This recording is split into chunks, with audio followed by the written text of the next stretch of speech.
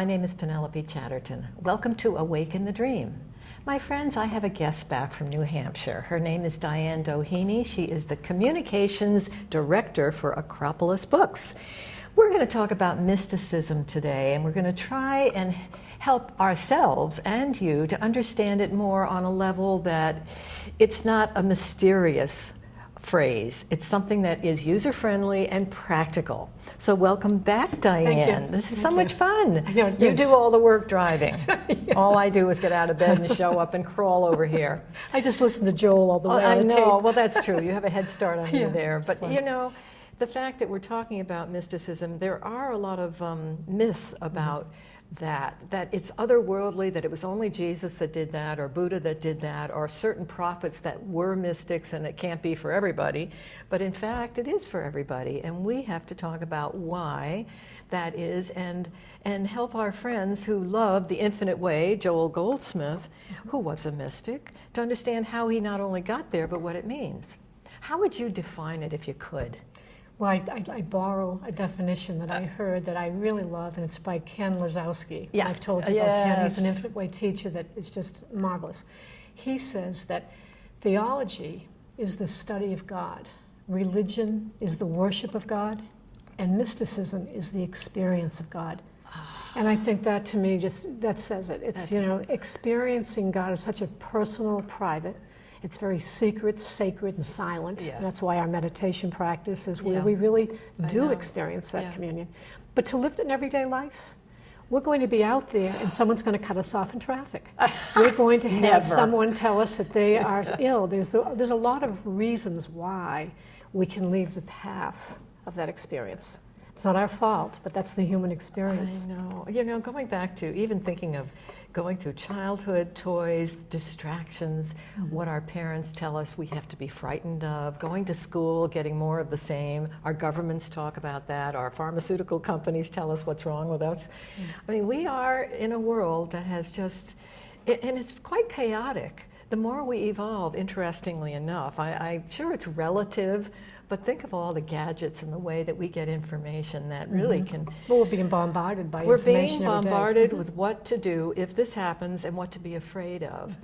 And so more apropos than ever is living the life of a mystic and understanding the infinite way that Joel really tried to help us deal with the chaos. And what's the chief word to get us there? It starts with an M. Mysticism. Mysticism. Right. Mysticism, meditation. You said it in the hall, quiet. You know, it's hard sometimes when you're, as you say, sitting in traffic to think, how can I change this picture? But we can. Well, the thing that I try to remember is that it's like watching a movie. And our soul is not in the movie. No. You know, we're watching that movie. Yeah. And yet, it's and that was just said to me recently. That's why I love talking with Infinite Way students, because it raises the vibrational level, and you share these stories. We know that the principles of the Infinite Way are based in Scripture. They're based on, the Master's words. Yeah. And yet, Joel had a way of bringing it down to everyday level. Yeah. And something that was, we say user-friendly, but truly it's practical to be able to do everyday life and know the truth. Yeah. And if we could narrow it down, God is. Yeah. But we know that the word God alone has brought people into a way of trying to define what the nature of God is. Yeah. Joel does an explicit job of just trying to simplify. Yeah. And I think I told you earlier that, and I know this probably comes a little bit from the Christian Science background that he had, but that and I don't know that it was Joel himself that said this, but if you could take the Bible and erase every word in it and just leave blank pages, you could narrow the message down to 2 words: God is. God is. And then if you took Mary Baker Eddy's book and were able to take, Science and Health and erase every word on that page, and she was a mystic as well, and then you'd be left with, and error isn't. Yeah. So God is, and error isn't. Yeah. That's pretty simple. Yeah. It's interesting about mysticism too. Joel has mentioned this, that it's not about attracting crowds. It's about being in the moment. And when you think of oneness, like the tree with all the branches, and we're connected, everyone who is connected to the source consciousness, wherever we are and however we raise it, think it's monumental how we spread, how we work with so many folks that we may never see, but it's the truth. Right. We attract consciousness sometimes where we are, because there are stages of development in consciousness. I have to say that because I know when I fall off the path, I can say, okay, I'm not here yet, but it's okay. Right. I'm going to get back on. And remember, invisibly, the work we do attracts and helps consciousness as a whole, as a healing energy and power.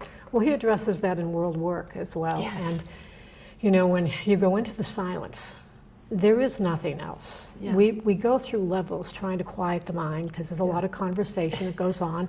It's like filtering down to the place where there are different levels, too, of meditation. And recently was in a class in Connecticut, in Stamford, and it was brought up again in this class that as you pre-pray or prepare for meditation, you are aware of the fact that there are different levels and that you do have that human consciousness, which you have to bypass and get below and underneath. Yeah. And then you come to the student consciousness. It's almost a contemplative meditation where you have a scripture in your mind or you have some thoughts that are going to bring you to the place of peace. Yeah.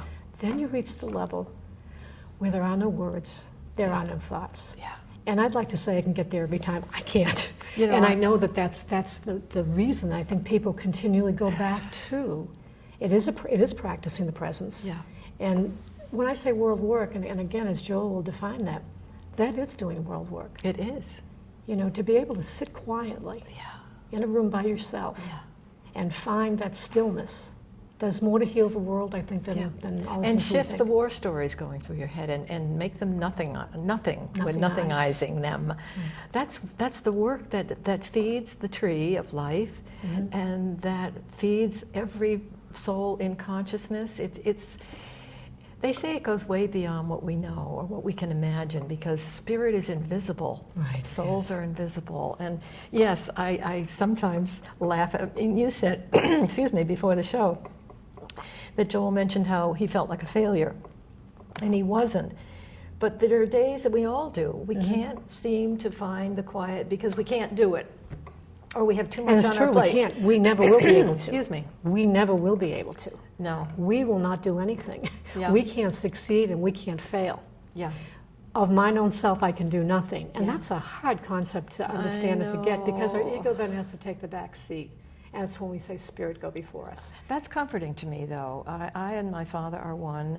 He goes before me. I cannot do anything on my own. Be my voice. Live my life for me. Be my voice. Tell me what to do.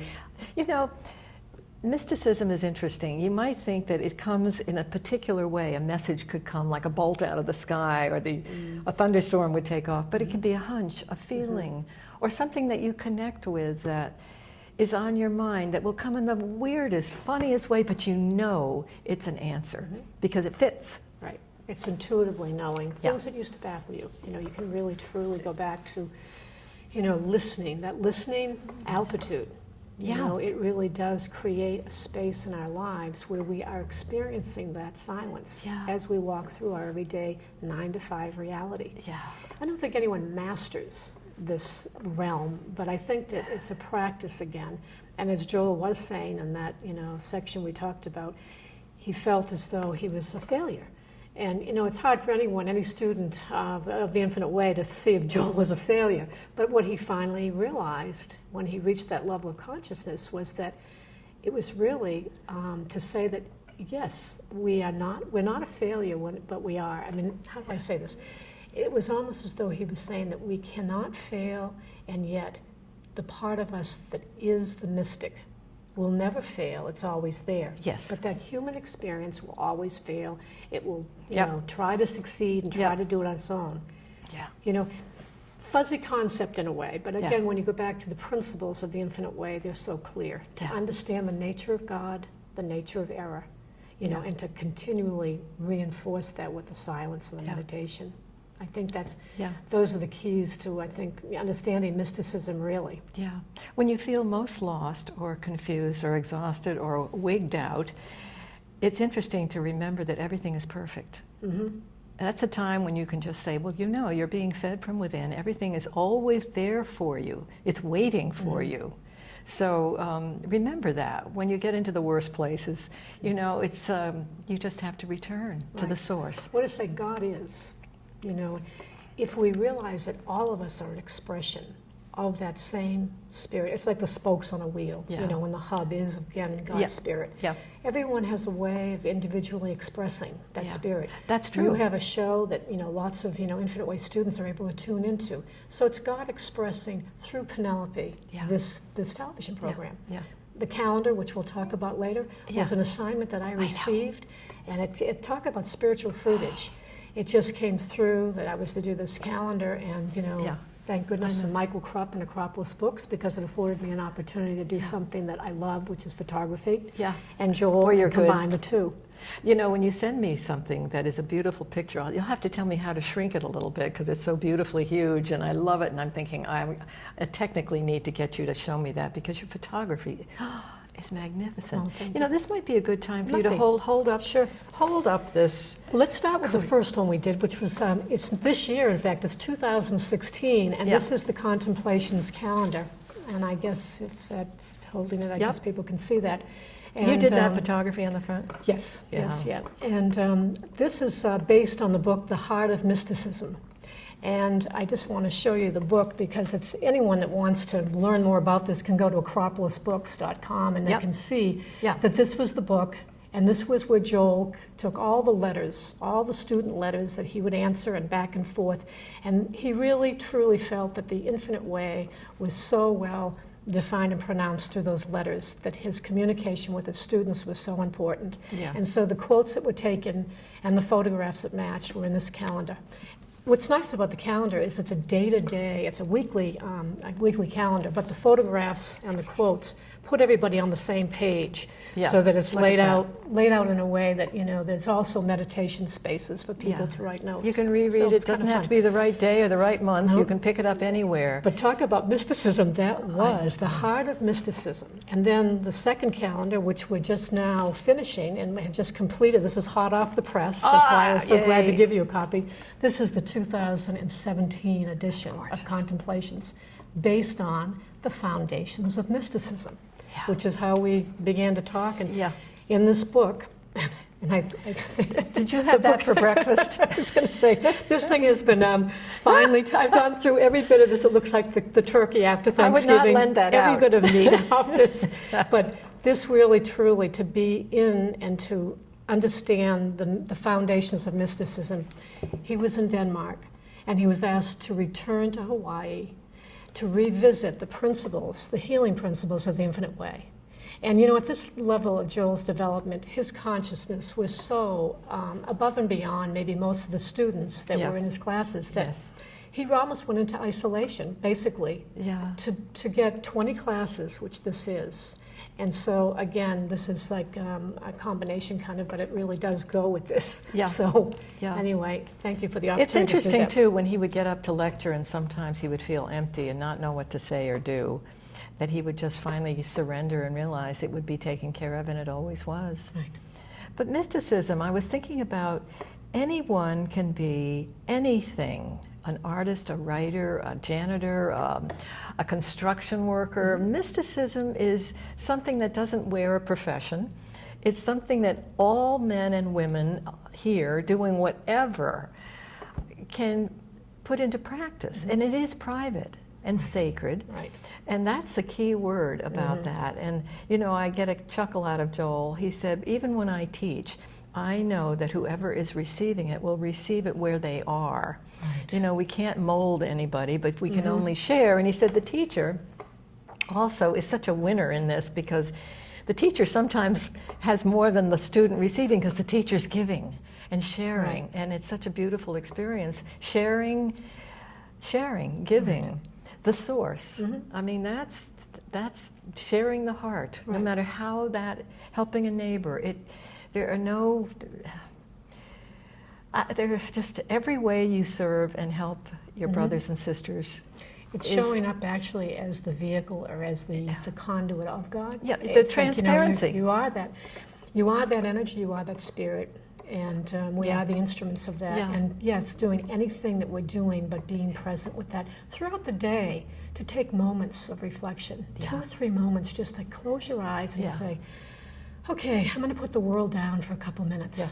I always say, I haven't forgotten you. Right. I do this with my clients in my office all the time. I'll say, we always end with a meditation. And I'll say, did you have time this week to do that? No, I didn't have time.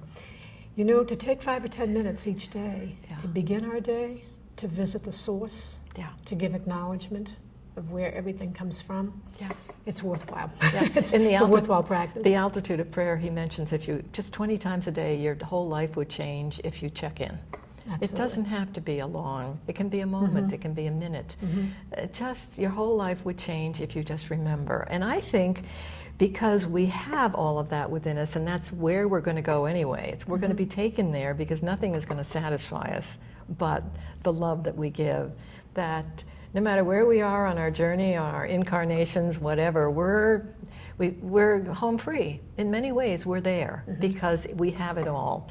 Now it's like plugging in the lamp, checking in with the source and knowing we are being lived through. Right. Yeah. So individually. Absolutely. And I guess as we've talked before, mysticism is that experience, going through everyday life. Again, the infinite way is so, how do I say it? It's very sacred, secret, and silent. There's not a lot of talk. When you go to Infinite Way classes, it's really truly about meditation and being one with the group of the community of spirit. And yet you and I to sit here and have a conversation, what an opportunity just to share, certainly our love for the Infinite Way and Joel's work. And, a lot of people I maybe aren't familiar with, or how they come to be familiar with the Infinite Way is by people demonstrating it in their everyday life. As you said, doing your job, showing up, and being part of this world. Joel said, it feels sometimes like we're living between two worlds. We are not. There is one world, there is one, one God, one power. But you become something that is magnetic in a way. I think there's something in spirit that has nothing to do with our ego. Real humility is just realizing that spirit is coming through. Joel says people will come to us that are supposed to come to us on our journey as we evolve and change and grow, that they come and they go, and the ones that are supposed to go, and the new ones are there, and we join with others, and it's magical. It's out of our hands, and I think there's such a blessing in giving thanks all the time, like, wow, I met her, or I met him, or I found this, or wow, everything is just... And what they're really doing is meeting God on the path. Yes. They're recognizing within themselves and within someone else, that God spirit and that oneness. That's why, again, I love talking with people who have the understanding of that spiritual path in the Infinite Way, because it raises the vibrational level. It does truly bring you to, heaven on earth, the fourth dimension. And I think that then anyone within the realm of that consciousness, something's revealed.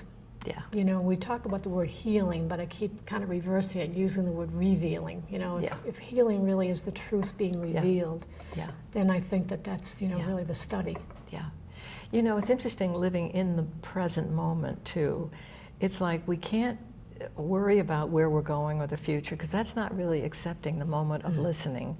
Having faith, I read something where he said, having faith means that you hope, or maybe you want to go in a particular direction, when really faith is in the moment of receptivity and listening, and really just embracing the grace, the sweet presence. It's so simple that with our busy world that we have been born into, it's quite the extreme for us to go there. It is, and it's interesting because here we are having a conversation about mysticism. I don't usually talk about that at the supermarket, No. Unless I would run into another Infinite Way Wait student to be maybe, asked. Yeah, exactly. And that's really, truly made so present in his work. And yet, when you do have the opportunity to either go to classes or to study, it's a treat, isn't it? It really is. And then the silence. In that silence, that's where I think, we begin to realize mysticism is that experience within. It's, again, practicing and it's practical, it's attainable. Right. And we can all be present now. We can walk on water, so to speak. We can have moments of that, and we can see our own journey changing. We become more peaceful. Life gets easier. We have more comfort. Seems like different levels, you know. Yeah. I think even Joel would say that, you know, he'd find himself get to a plateau or a place where he says, I think I understand. I think I've got it. And then 2 days later, it's like, where did that go? Yeah. And begin again. And you can't live on yesterday's manna, as they'll say. But it just, you keep on. You keep on keeping on is what you do. But I don't know that all the people that I know that are within this whole study and way of work, they each day begin by remembering. And I think we have everything within us. I think we were born, and if again, they'll say there's no birth, there is no death, life is eternal. Yes. Then that means that we came in with spirit. Yeah. But it's remembering, continually going back to that place. Yeah. And there's a lot of traffic out here in the outer world. Yeah. And we talked about that earlier. We're being bombarded by commercials, by TV and all the news and all the things that go on. Yeah. And to take moments away from that and remember that mesmeric pull and that illusionary world sometimes can appear to be scary, fearful. It is. And we don't know what to do. Well, we never will know what to do. No. On one level, again, mysticism is getting to a place where we don't have to do anything, but the trust and the belief we have in the that love we are within going to be us. taken care of. Yeah, that love is the only real process from the heart. It's what's real. So if we hear a lot of nonsense that doesn't come from a loving place, we can nothingizing it. Or change the channel. Change the I'd love to do that. I love to do that. I know, because there's so much stuff flapping out there that really needs to be dissolved. And so we can have we can feel okay. Right. We can feel the world is not going to blow up and all of these frightening things. You know, again, there's a responsibility with everyone to do their own individual work, which means taking time and to remembering, again, their source. Yeah. You know, you talked before about the tree of life, and if we are all branches on that tree, and that's spiritual fruitage, really. Yeah. You have an expression, and you go through your day. It's just knowing, again, I guess, a little wake-up moments during the course of the day where you do change channels or reframe what's being said. Words are very powerful. Yeah.